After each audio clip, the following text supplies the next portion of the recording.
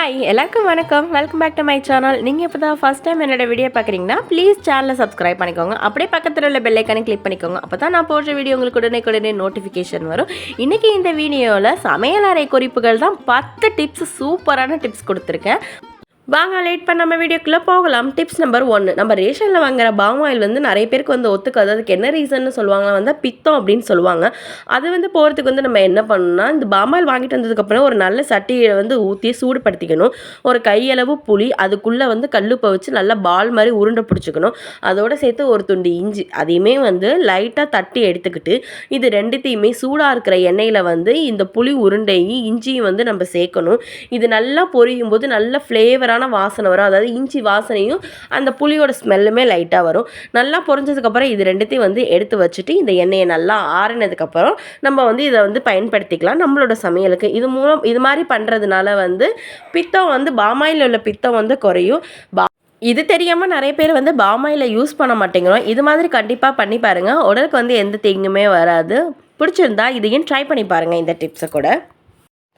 அடுத்து tips number 2. நம்ம வீடுகளில் நிறையா தேங்காய் உடைச்சிட்டு அடுத்து உள்ள தேங்காய் அப்படியே அக்கடான கிடக்கும். எனக்கு என்னன்னு சொல்லிட்டு அதை தூக்கி ஃப்ரிட்ஜுக்குள்ள வைப்போம். அப்புறம் அது காஞ்சி போய் வீணாக போய் கீழே தான் தூக்கி போடுவோம். அதை தவிர்க்கிறதுக்கு நம்ம என்ன பண்ணலாம் அப்படின்னு கேட்டிங்கன்னா, தேங்காய் உடைச்ச உடனே ஒரு 10 நிமிஷம் அதாவது தண்ணியில் ஊற போட்டுட்டிங்கன்னா நம்ம ஈஸியாக கீறுறதுக்கு ரொம்ப ஈஸியாக இருக்கும். இது மாதிரி சில்லாக நம்ம கீறி வச்சுக்கலாம். இல்லை உங்களுக்கு கீறி வச்சு என்னோடய மிக்சியில் போட்டால் என்னோடய மிக்சி பல்லு போயிடும் அப்படின்னு நீங்கள் பயந்தீங்கன்னா கூட தேங்காவை நீங்கள் ஃபுல்லாகவே திருவி வச்சுக்கலாம். நான்லாம் கொஞ்சம் திருவறத்துக்கு அழுப்புப்படுற பர்சன். அதனால் கத்தியை வச்சு இப்படி சட்டுன்னு கீறி எடுத்துக்குவேன். எனக்கு என்னமோ கீரை வேலையும் கஷ்டம்தான். ஆனாலும் எனக்கு என்னமோ ஒரு சோம்பேறித்தனம் கீழே உட்காந்து அந்த தேங்காவை திருவி எடுத்து வைக்கிறதுக்கு. அதனால் இப்படி கீறி எடுத்துக்குவேன். இப்படி கீறின தேங்காய் எல்லாத்தையுமே நீங்கள் வேணும்னா அந்த தோலையுமே ரிமூவ் பண்ணிக்கலாம். பட் நான் தோலோடையே ஸ்டோர் பண்ணிக்குவேன். எனக்கு ஒன்றும் பிரச்சனை இல்லை அப்படிங்கிறனால இது எல்லாத்தையுமே ஃபுல்லாக கீறி எடுத்துகிட்டு ஒரு ஏர் டைட்டான ஒரு பாக்ஸில், நான் பிரியாணி பாக்ஸ் கொடுப்பாங்கல்ல அந்த பாக்ஸில் போட்டு வச்சுக்கேன். இல்லை உங்கள்கிட்ட நல்ல பாக்ஸ் இருக்குதுன்னா கூட நீங்கள் அதை அந்த மாதிரி பாக்ஸில் கூட நீங்கள் போட்டு வச்சுக்கலாம். இந்த மாதிரி இந்த சில்லு எல்லாத்தையுமே அந்த பாக்ஸில் ஃபுல்லாக கலெக்ட் பண்ணி கொட்டி நான் ஃப்ரீசரில் வச்சுருவேன். இந்த மாதிரி ஃப்ரீசரில் வைக்கும்போது கண்டிப்பாக 10லேருந்து 15 நாள் வரைக்குமே ரொம்பவே நல்லாயிருக்கும். இது நம்ம திருவி வச்சு கூட யூஸ் பண்ணலாம். அப்படி திருவை என்ன மாதிரி அழுப்பப்படுறவங்க இந்த மாதிரி சில்லாக கீறி எடுத்து வச்சு போட்டு கூட நம்மளோட ஃப்ரீசரில் ஸ்டோர் பண்ணி வச்சு 15 நாளைக்கு இதை கெடாமல் கண்டிப்பாக அப்படியே இருக்கும். இது வரைக்கும் இதை யாரும் ட்ரை பண்ணி பார்க்கலன்னா ப்ளீஸ் கண்டிப்பாக ட்ரை பண்ணி பாருங்கள். Next tips number 3. நம்ம எல்லார் வீட்லேயும் இந்த மாதிரி பிரித்து பேக்கெட் எங்கேயாவது ஒன்று ஒளிய வச்சுருப்போம், இல்லை ஃப்ரிட்ஜுக்குள்ளே வச்சுருப்போம். அதுக்கப்புறம் அதை நம்ம எடுத்து யூஸ் பண்ணியிருக்கவே மாட்டோம். அப்புறம் எடுத்து பார்த்தோன்னா அது எக்ஸ்பைரி டேட் ஆகிருக்கும். இந்த மாதிரி மாவெல்லாம் என்ன பண்ணலாம், நம்ம கோலம் போட வச்சுருப்போம்ல கோல மாவு, அதில் நம்ம எந்த மாவாக இருந்தாலுமே, அதாவது கோதுமை மாவு, சோள மாவு, அரிசி மாவு, இந்த மாதிரி எந்த மாவாக இருந்தாலுமே இந்த கோல மாவோட நம்ம கலந்துக்கலாம். இது ஒன்றும் பெரிய கொத்தெல்லாம் கிடையாது. பச்சரிசி தான் கலக்கணுங்கிற இது கிடையாது. இது கோதுமையுமே எறும்பு திங்காத பொருள் என்ன இருக்குது. அதனால இதையுமே கலந்து நம்ம கோலம் போட யூஸ் பண்ணிக்கலாம். இந்த மாதிரி நிறைய பேக்கெட் என்ன மாதிரி நீங்களும் பிரிச்சுட்டு கொஞ்சம் இருக்கிற பேக்கெட்டை மறந்துட்டீங்க, அது எக்ஸ்பைரி ஆகிருச்சு, இல்லை எக்ஸ்பைரி டேட் முடியறதுக்குள்ளே யூஸ் பண்ண மறந்துட்டீங்க அப்படின்னா இந்த மாதிரி நம்ம கோலம் போடுற கோல மாவில் நம்ம யூஸ் பண்ணி அதை கோலம் போட யூஸ் பண்ணிக்கலாம். இது வரைக்கும் இந்த டிப்ஸ் யாருக்கும் தெரியலனா ப்ளீஸ் நம்ம சேனலை புதுசாக பார்த்தீங்கன்னா சப்ஸ்கிரைப் பண்ணிக்கோங்க. அப்போ தான் எனக்கும் கொஞ்சம் நெக்ஸ்ட் வீடியோஸ் போகிறதுக்கு ரொம்ப மோட்டிவேஷனலாக இருக்கும். இந்த மாதிரி மிச்சமான எக்ஸ்பீரியான மாவை நான் கோலம் மாவில் கலந்து கோலம் போகிறதுக்கு யூஸ் பண்ணிக்குவேன். அடுத்து டிப்ஸ் நம்பர் 4. நம்மள இன்னும் பாதி பேர் ரேஷன் அரிசியை தான் இட்லி தோசைக்கு யூஸ் பண்ணுறோம். நான் கொஞ்சம் பச்சரிசியுமே கலந்து போட்டுக்குவேன். ஒவ்வொரு நாள் இட்லி அரிசியில் போடுவேன், ஒவ்வொரு நாள் ரேஷன் அரிசியில் போடணும்னு தோணுச்சுன்னா அந்த மாதிரி போடுவேன். ரேஷன் அரிசியில் போடும்போது என்ன பண்ணுவேன்னா, இந்த ரேஷன் அரிசி எனக்கு எந்த அளவுக்கு குவான்டிட்டி வேணுமோ அந்த அளவுக்கு மெஷர்மெண்ட் எடுத்துகிட்டு நல்லா 1க்கு 3 தடவை அந்த தண்ணியை நல்லா அலசி எடுத்துக்குவேன். அலசுகிற தண்ணியை கலெக்ட் பண்ணி செடிக்கு ஊற்றிடுவேன். அது ஏன்னா ஒரு நல்ல உரம் செடிக்கு. இது மாதிரி நல்லா 1க்கு 3 தடவை நல்லா அலசிடுவேன் இந்த தண்ணி எல்லாத்தையுமே. அலசினதுக்கப்புறம் என்ன பண்ணுவேன்னா, இதை நல்லா தண்ணியை வடிச்சிட்டு அதுக்கப்புறம் நல்ல தண்ணியை ஊற்றிட்டு ஒரு கையளவு உப்பு, கல்லுப்பு போட்டு இதை நல்லா ஊற வச்சுருவேன். கல்லுப்பு போடும்போது என்ன ஆகும்னா, நமக்கே தெரியாமல் அதில் இருக்கிற சின்ன அழுக்கு அசடை இது எல்லாமே அடியில் தங்கி போயிடும். அதுக்கப்புறம் நம்ம லாஸ்ட்டாக இது ஊறினதுக்கப்புறம் அரைக்க யூஸ் பண்ணும்போது என்ன பண்ணுவோன்னா, லாஸ்ட்டு தண்ணியை களையுவோம்ல, அப்போ களைஞ்சி அரிச்சு எடுக்கும்போது அடியில் உள்ள அழுக்கு மண் தூசு இது எல்லாமே வந்து அப்படியே படிஞ்சு போயிடும். மாவுமே வந்து நல்ல வெள்ளையாக சூப்பராக இருக்கும். இது வரைக்கும் இந்த ட்ரிப் யாருக்கும் தெரியலைன்னா ப்ளீஸ் ட்ரை பண்ணி பாருங்கள். மாவு நல்லா தும்பு பூ மாதிரி நல்லா வெள்ளை வெள்ளேன்னு சூப்பராக இருக்கும். நான் இப்படி தான் வந்து ரேஷன் அரிசி யூஸ் பண்ணும்போது இந்த மெத்தடை யூஸ் பண்ணி தான் வந்து மாவு அரைக்கிறேன். அடுத்து டிப்ஸ் நம்பர் 5. நம்ம வீட்டில் ஒவ்வொரு நேரம் வந்து கடலை மாவு வந்து ஸ்டாக் இருக்காது. எங்கள் வீட்டில் எப்பொழுதுமே அப்படி தான், அடிக்கடி வந்து கடலை மாவு வந்து ஸ்டாக் இருக்காது. பூரி மசாலா செய்யணும்னு நினைக்கும் போது தான் கண்டிப்பாக வந்து ஸ்டாக் இல்லாமல் போகும். அதுக்கு ஆல்டர்னேட்டிவாக நம்ம கடலை மாவுக்கு பதிலாக என்ன பண்ணலாம்னா, பொட்டுக்கலையை வந்து ஒரு 10 நிமிஷம் தண்ணி ஊற்றி வந்து நல்லா ஊற வச்சுட்டு அதை மிக்ஸி ஜாரில் வந்து நல்லா ஃபைன் பேஸ்ட்டாக வந்து நம்ம அரைச்சிட்டோன்னா அது வந்து கடலை மாவு பேஸ்ட் மாதிரியே ஆகிடும். கிட்டத்தட்ட கடலை மாவோட இது தானே வந்து பொட்டுக்கடலையுமே. இதை அரைச்சி வந்து நம்ம பூரி கிழங்குல ஊற்றும் போது டேஸ்ட்டுமே வந்து நமக்கு மாறாது, ரொம்ப டேஸ்ட்டாக இருக்கும், சூப்பராகவும் இருக்கும். இதுக்கு பதிலாக நம்ம வந்து கடலைப்பருப்பை வந்து வறுத்து அதை பொடி பண்ணி கூட அந்த கடலை மாவு வந்து நம்ம யூஸ் பண்ணிக்கலாம்.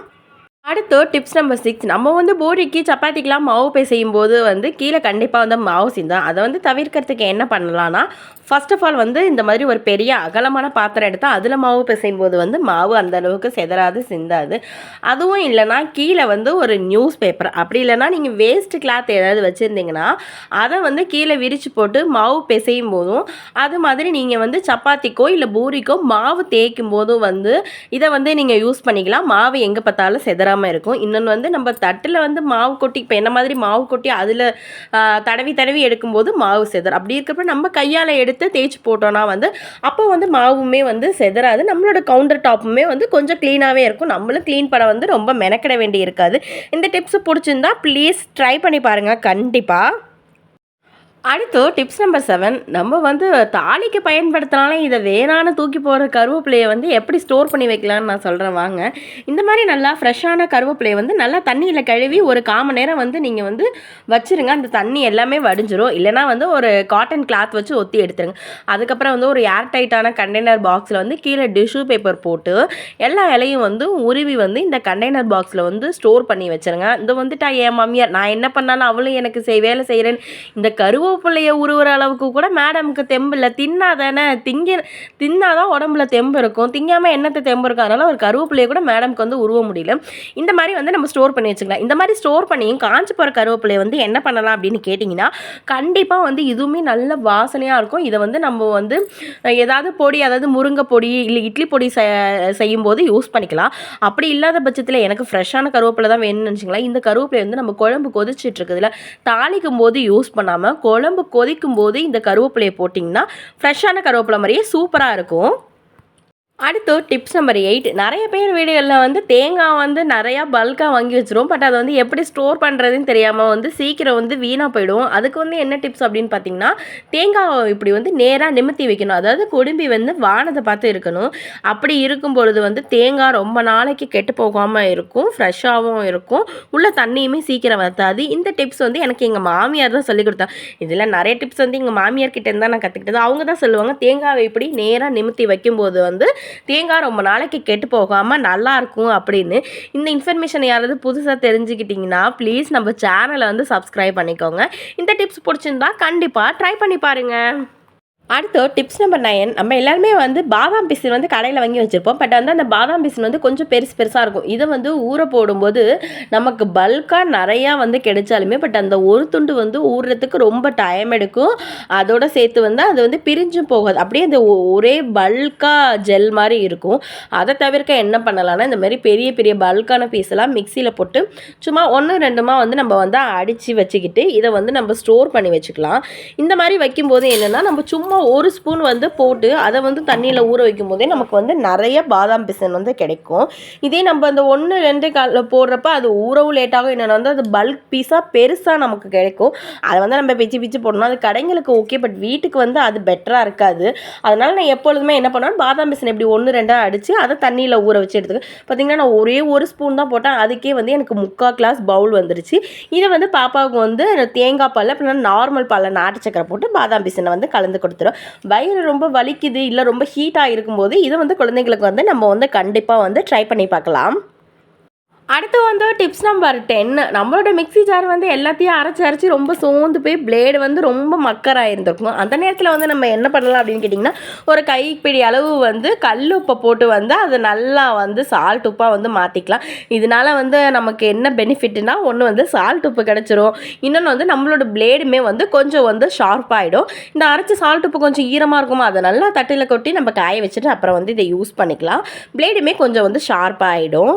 இந்த டிப்ஸ்லாம் உங்களுக்கு பிடிச்சிருக்குன்னு நினைக்கிறேன். பிடிச்சிருந்தா ப்ளீஸ் நம்ம சேனலை சப்ஸ்கிரைப் பண்ணிக்கோங்க, லைக் பண்ணுங்கள், ஷேர் பண்ணுங்கள் அண்ட் கமெண்ட் பண்ணுங்கள். இந்த மாதிரி இன்ட்ரெஸ்டிங்கான நெக்ஸ்ட் ஒரு வீடியோவில் பார்க்கலாம். அது வரைக்கும் கீப் வாட்சிங். பாய்.